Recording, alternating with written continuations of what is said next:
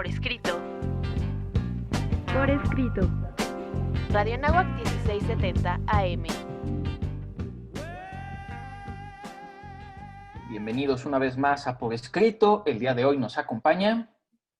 Feliz año. Bienvenidos. Mi nombre es Cecilia Durán Mena. Juan, feliz año. Gracias. Un servidor, Juan Carlos Padilla. Brandon, en producción, nuestras redes sociales, por favor. Claro que sí, pueden seguirnos en Facebook como Por Escrito MX, en Twitter @Por Escrito, Instagram @Revista Por Escrito, Spotify Por Escrito, YouTube Revista Por Escrito y escúchenos en Radio Anáhuac y en Código Libre todos los miércoles a las 9 de la noche. Ya nos anticipa un poco Cecilia cuál va a ser el pretexto literario del día de hoy. Vamos a nuestros pretextos literarios. Pretextos literarios. Ya en nuestros pretextos literarios, mi querida Ceci, ¿cuál es el pretexto Hablemos literario de de hoy? los Reyes Magos. Hablemos de los Reyes Magos, estas figuras que siempre han acompañado todo el imaginario infantil, que hay tanto que decir alrededor de ellos, tanta fantasía que existe. Hablaremos de si son personajes reales, si son alegorías, si son personajes míticos. ¿Qué te parece si entonces el día de hoy, como primer día del primer programa del año, hablamos entonces de los Reyes Magos? Los Reyes Magos en el cristianismo representan una fiesta que es la fiesta de la Epifanía. Y creo que vale la pena comenzar el pretexto literario con la Epifanía. La Epifanía es etimológicamente la manifestación. Es como esta iluminación, es como cuando decimos que me cayó el 20 con monedas de a 10, o cuando tienes una iluminación, que va por ahí un poquito toda esta tradición de los Reyes Magos, que efectivamente se entremezcla la historia, la imaginación, la fantasía, lo simbólico. Hay muchísimo de lo que podemos hablar sobre esto que es tan conocido y tan desconocido al mismo tiempo. Y es que, híjole, bueno, frente a toda la producción literaria que hay en torno a la Navidad, fíjate que el tema de los Reyes Magos no tiene tanta presencia.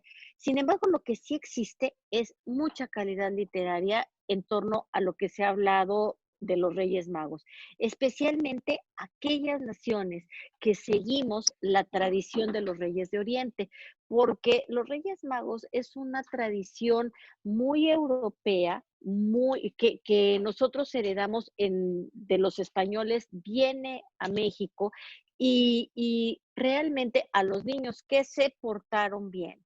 En México durante años nos han traído los Reyes Magos, no tanto Santa Claus. Lo de Santa Claus fue una tradición que después heredamos y entonces los niños que nos portábamos súper bien nos traen regalos los de Santa y luego nos traen regalos los Reyes. Pero al principio era nada más la tradición de los Reyes Magos. Aquí voy a ser un poquito mala onda, con buena intención.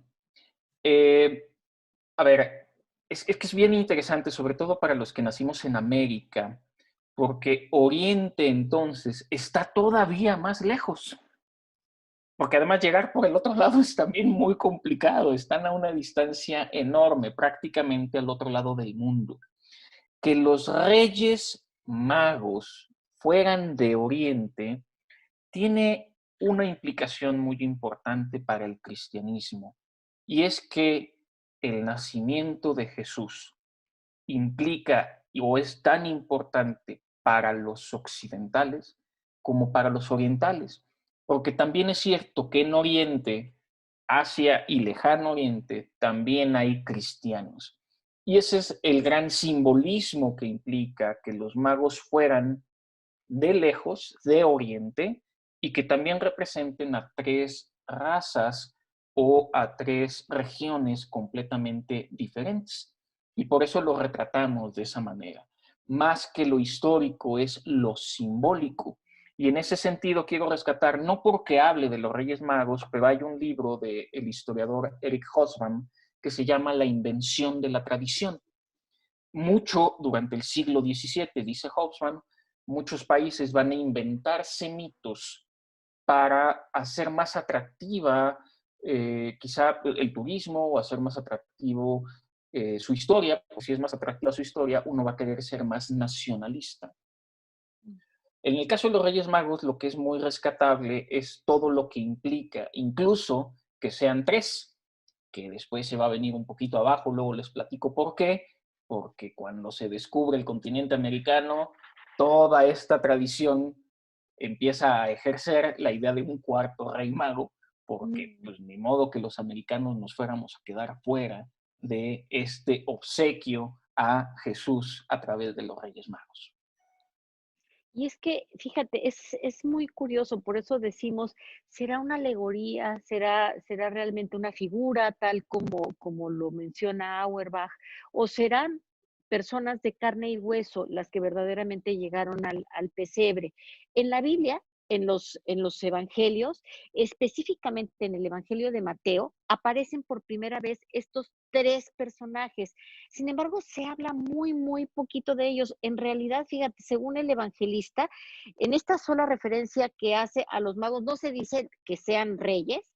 De hecho, ni siquiera se dice que sean tres, ni siquiera se dicen sus nombres. Es de los evangelios apócrifos de donde nosotros tomamos los nombres de Melchor, Gaspar y Baltasar, que es en el evangelio apócrifo de Santo Tomás. Sin embargo, de los dos evangelios apócrifos que existen, también hay otros en donde se dice que no, como bien dices, no fueron tres, sino fueron 12, tratando de representar la multiplicidad de las naciones que existen en el mundo. Entonces, por eso es por lo que de repente esta tradición navideña tiene pues como un velo de misterio que tenemos que ir descorriendo. Lo cierto es que en la tradición, digamos, más afincada está que son tres que fueron reyes, que fueron magos, y son tres, ¿por qué? Porque son tres los regalos que le fueron a presentar a Jesús: oro, incienso y mirra. Oro como rey, incienso como deidad y mirra como hombre. Que es finalmente lo importante de los símbolos. Y no dejan de ser símbolos, porque uno se puede preguntar, sobre todo cuando es niño, bueno, es que si los Reyes Magos le llevaron oro a Jesús porque era pobre, no tendría Bueno, mucho sí, sentido, claro. ¿no? ¿Qué hicieron con todo el oro Era que les poquito, dieron, no? era poquito.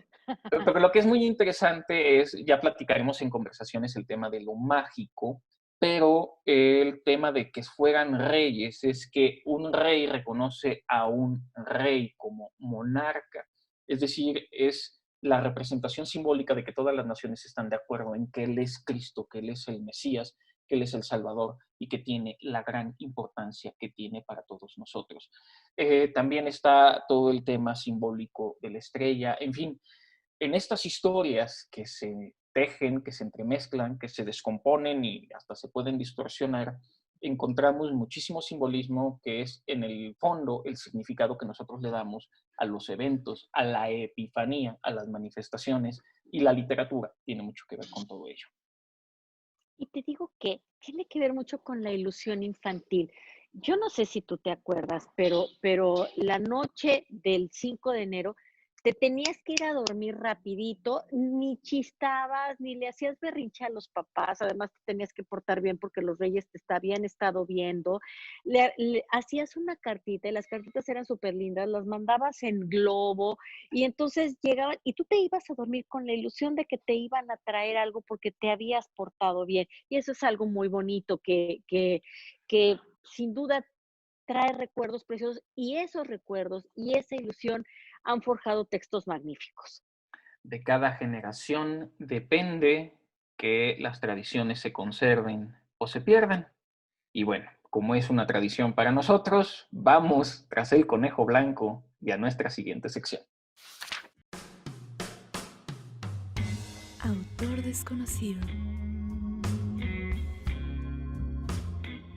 Hemos hablado en torno de los Reyes Magos, pero en esta sección de lo desconocido, quiero saber si los Reyes Magos son una alegoría o si fueron personajes históricos en realidad. La tumba de los Reyes Magos. ¿Cómo le hicieron los Reyes de Oriente para llegar a Colonia en Alemania?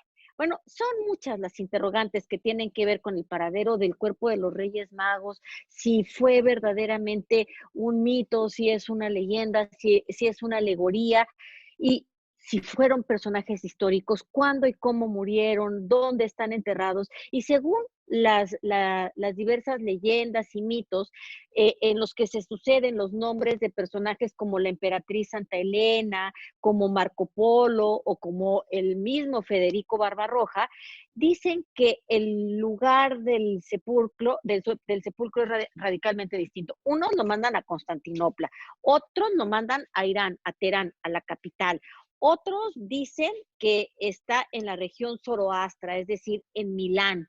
Pero hay otros que dicen que la tumba de los Reyes Magos está en Colonia. De hecho, hay una catedral gótica impresionante, gigantesca, con unos vitrales preciosos, y las autoridades de la región ordenaron la construcción de un relicario que es de 1 metro de alto y 2 de largo, que está bañado en oro y plata y adornado con piedras preciosas, que tardó más de 40 años en fabricarse. Una vez que lo terminaron, bueno, pues evidentemente necesitaban un edificio que pudiera contener los restos de aquellos que vinieron de Oriente a mostrarle respeto al niñito Jesús. Bueno, dicen que lo que este relicario contiene son los huesos de los Reyes Magos, que fueron estos personajes que se nombran en la Biblia, en el Evangelio de Marcos, pero que también en los evangelios apócrifos de Tomás es en donde se conocen ya como Melchor, Gaspar y Baltasar, y donde le dan raza a cada uno de ellos. Bueno, lo cierto es que estos personajes que fueron definidos por estos evangelios, que resultan sumamente míticos, pero que han estado muy encarnados en la tradición del misterio de la Navidad. De hecho, para muchos, la época navideña empieza el 16 de diciembre, que es cuando empiezan las posadas, y termina el 6 de enero con la Epifanía. La Epifanía es esta manera en la que los pueblos extranjeros no judíos reconocen al Mesías y se postran frente al pesebre para darle honor. El chiste es que será alegoría, serán personajes históricos, porque estos huesos que están en la catedral de Colonia, si ustedes le preguntan a la gente en Alemania, bueno, se mueren en la raya de que efectivamente sí son los restos de estos tres reyes magos. Este relicario es un relicario tripartita en donde hay un espacio para cada uno de ellos. Será una figura, será verdaderamente que fueron personajes históricos. Lo que sí podemos saber es que hubo un signo que vieron en el cielo, lo siguieron y llegaron desde los lugares, desde sus lugares de origen hasta la humildísima ciudad de Belén, a postrarse frente a un pesebre en donde nació la esperanza. Conversaciones. Pues finalmente hemos llegado a nuestras conversaciones, mi querida Ceci. ¿Cómo comenzamos la conversación sobre los Reyes Magos? ¿Te portabas bien? ¿Te traían regalos o te traían carbón? Yo soy sándwich, así que siempre me porté bien, no podía ni ser el que hacía las maldades porque era el primogénito, ni tampoco podía hacer las maldades de verdad, que son los que hacen los hermanos menores. Ay, entonces siempre te trajeron regalitos y nunca te trajeron carbón. Nunca. Ay, qué mentiroso. Vamos a preguntar a la mamá de Juan Carlos a ver qué tal se portaba, a ver si es cierto. Pues, híjole, yo creo que la figura de los Reyes Magos ha traído en el ámbito literario muchísimos poemas, villancicos, en fin, y a mí me gustaría empezar con un villancico que a lo mejor en México no es tan conocido, pero que fue de la autoría de Santa Teresa de Jesús. La verdad es que en los 12 primeros versos se habla de la figura bondadosa, dadora, generosa de los Reyes Magos y vale la pena leerlo porque habla de qué es lo que debemos esperar realmente de los Reyes Magos. A lo mejor no como estaba vacilando a Juan Carlos hace ratito, carbón o juguete, sino esos sentimientos de generosidad y de ir en busca de aquel que les envolvió la fe y de unir ciencia con fe, que es algo tan interesante. Es finalmente hacia donde yo quería conducir un poco también la conversación. Hablamos ya al principio del programa más de la parte simbólica de los Reyes Magos, pero ahorita me gustaría platicar un poco más de la parte científica o de la parte real de los Reyes Magos. Eh, Porque efectivamente entre mito y realidad se envuelve toda la Epifanía. Recordemos que probablemente la primera ciencia de la humanidad fue finalmente la astronomía y la astrología. Recordemos que astronomía sería la medición y el conocimiento de los planetas, y ya la astrología es un poquito más el mito que envuelve o todo el misterio. En estos días hubo una alineación que desde la Edad Media no se daba y que era posible verlo. A mí de niño sí me contaban mucho que viéramos al cielo. Como vivíamos en las afueras de la ciudad, era fácil reconocer las estrellas de los Reyes Magos, que son muy fáciles Era de bonito. identificar precisamente en estos tiempos, porque además está más despejado. Y es que efectivamente la parte de los magos o la parte mágica real que hay en todo este mito es que estos reyes magos tendrían que haber sido astrónomos. Y en la observación de las estrellas, la epifanía, la manifestación se da a través del símbolo de la estrella. Y debió ser efectivamente los personajes reales, los que hayan sido, el número que haya sido, eh, estos observadores de estrellas intuyeron que iba a haber un acontecimiento relevante. Y el acontecimiento relevante es el nacimiento de Jesús de Nazaret, el personaje histórico, porque efectivamente iba a generar una ruptura dentro del judaísmo que se convertiría en cristianismo. Y ese cristianismo es el que nosotros hemos heredado aquí en México. En cualquiera de sus versiones, más ortodoxa, más judaica o más católica, cualquiera de ellas al final tiene este acercamiento simbólico real de la astronomía que va a conducir a los magos hasta el pesebre donde nace Jesús de Nazaret.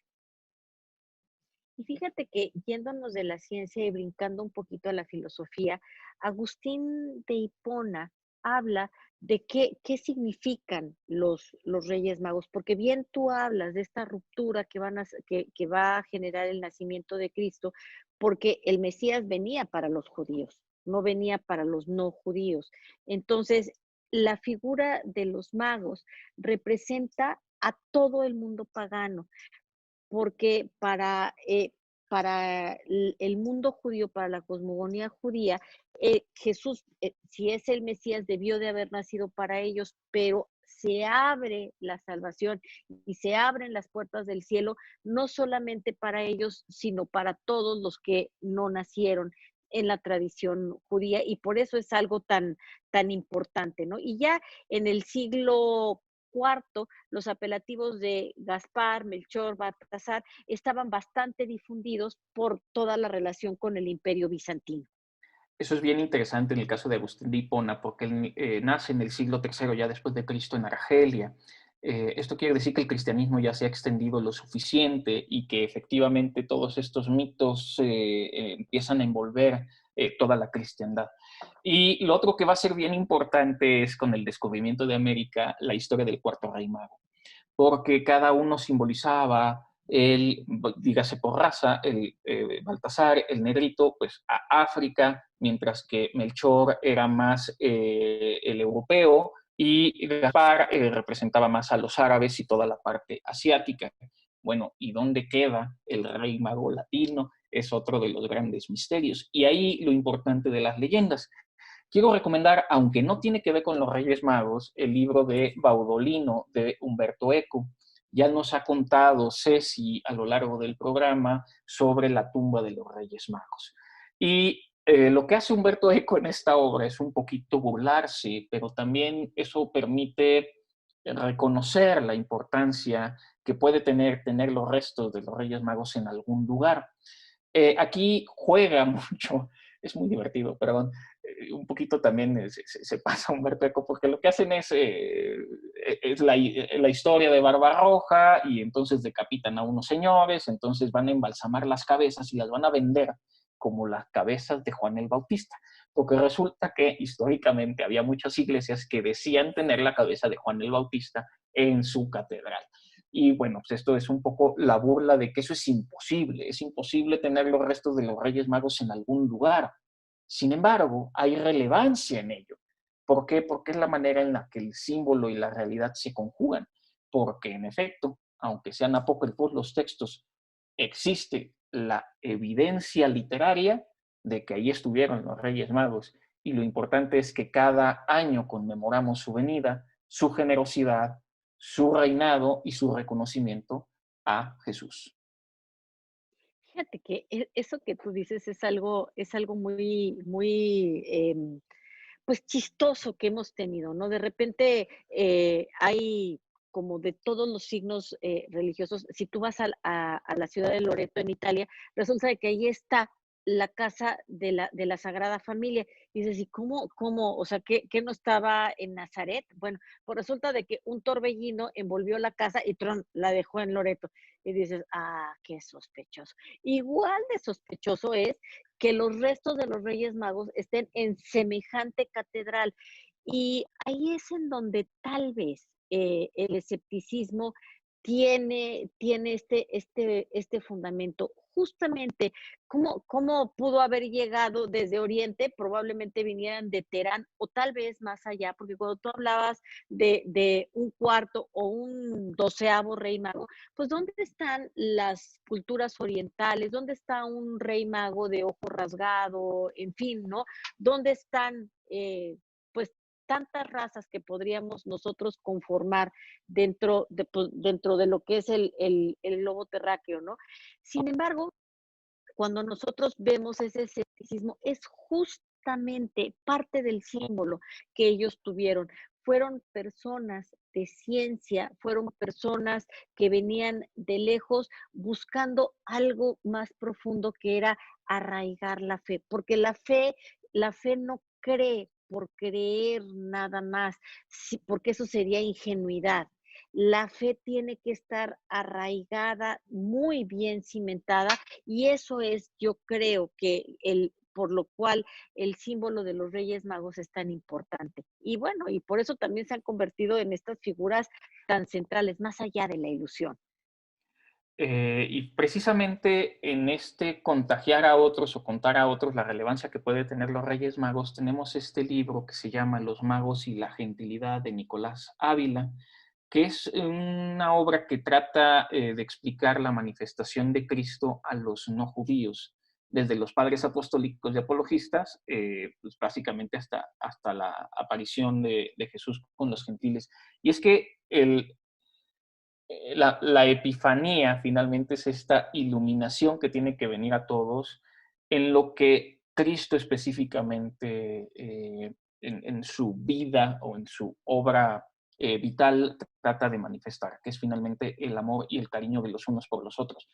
Qué increíble que en la leyenda de los Reyes Magos pudieran unirse astrónomos de diferentes nacionalidades que reconocen la, digamos, la dirección o la fe, que la fe es una forma de conocimiento también, aunque esto no es un programa de teología, eh, que pueden reconocer todas estas naciones, que pueden reunirse entre ellos, a pesar de ser reyes todos y ser ellos mismos quienes van a obsequiar al niño Dios los regalos. Eso también es algo relevante porque podrían haber mandado quizá a su séquito a hacer los regalos, como se podía mandar a un heraldo durante la Edad Media a dar el mensaje. Era bastante predecible eso, y por otro lado es una manifestación de humildad, precisamente. Y tiene que ver también, mi querido Juan, con el peregrinaje, el peregrinar que que te lleva a salir de tu zona de confort para ir a buscar algo superior. Emilia Pardo Bazán tiene una antología de cuentos de Navidad y tiene un cuento que se llama Cuento de Navidad y Reyes, que imagina estas conversaciones que tuvieron los reyes mientras salieron de su casa, dejaron la comodidad de sus palacios, etcétera, y cómo iban ellos persiguiendo esta estrella y los cálculos que tenían que hacer y ahora para dónde, y todos estos diálogos que debieron de tener Melchor, Gaspar y Baltasar mientras se aproximaban a Belén. También valdría la pena mencionar, antes de que se nos termine el programa, El copo y la nieve de Gilbert K. Chesterton, que es un poema que habla sobre el viaje de los reyes de Oriente para llegar a adorar al niño Jesús. Recordemos que Chesterton pertenecía a este grupo muy católico de escritores, los Inklings ingleses, en el que estaban también Richard MacDonald o C.S. Lewis o Tolkien. Eran estos amigos que también con una visión cristiana pues dedicaron muchos de sus textos a estas reflexiones. Y bueno, tenemos que mencionar a Sor Juana, por supuesto. Sor Juana con todos los villancicos, que los villancicos de Sor Juana que hacen referencia a los Reyes Magos son verdaderos poemas con una estructura compleja y en donde ella hace gala de todo su saber, de todo su conocimiento, no solamente teológico, como bien dijiste, sino con el oficio de la pluma. Habría que darle una revisada también a estos villancicos de Sor Juana. Y habría que buscar también enriquecer estas tradiciones, porque en efecto todo el viaje que pudieron haber tenido los Reyes Magos daría para mucha literatura, y valdría la pena en ese sentido entrenar la pluma e intentar ver cuáles fueron los diálogos entre estos magos. Vamos a nuestra recomendación, mi querida Ceci. Pues yo recomendaría este cuento de Emilia Pardo Bazán, justamente en donde los reyes van dialogando, y no dejen de leer el poema de los Reyes Magos de Chesterton. Yo pues, voy a recomendar dos textos que ya a lo largo del programa recomendé, aunque no tiene que ver directamente con los Reyes Magos: La invención de la tradición de Eric Hobsbawm, como un relato histórico de cómo se inventan los mitos, pero también la importancia que pueden tener, y Baudolino, de Humberto Eco, que descabeza gente para tener cabezas de Juan Bautista por toda Europa. Es el relato de un delito imposible, así lo dice la sinopsis atrás del libro, y cuando lo leí dije, es verdad, es el relato de un delito imposible, aunque no tenga que ver con los Reyes Magos. Busquemos escribir sobre los Reyes Magos, leer lo apócrifo y lo no apócrifo que hay alrededor de este mito. Pero bueno, se nos está terminando el programa y vamos a despedirlo, mi querida Ceci. Muchas felicidades, feliz año para todos. Nos seguimos escuchando y seguimos atrapando lectores para nunca dejarlos ir. También le mandamos un saludo a Raúl, que no nos ha podido acompañar en esta ocasión, pero que está pendiente de este programa. Si lo están viendo en vivo, en código libre, ya son las 9 de la noche, así que váyanse a dormir o no les van a traer más que carbón. Agradecemos a producción también. Un servidor, Juan Carlos Padilla, se despide. Agradecemos a Brandon y a Inés Rendón, que hacen esto posible. Nos vemos y escuchamos la próxima semana. Ultimátum. Cuando Jesús nació en Belén de Judea, en días del rey Herodes, vinieron del oriente a Jerusalén unos magos, diciendo: ¿Dónde está el rey de los judíos que ha nacido? Porque su estrella hemos visto en el oriente, y venimos a adorarle. Mateo, capítulo 2, versículo 1.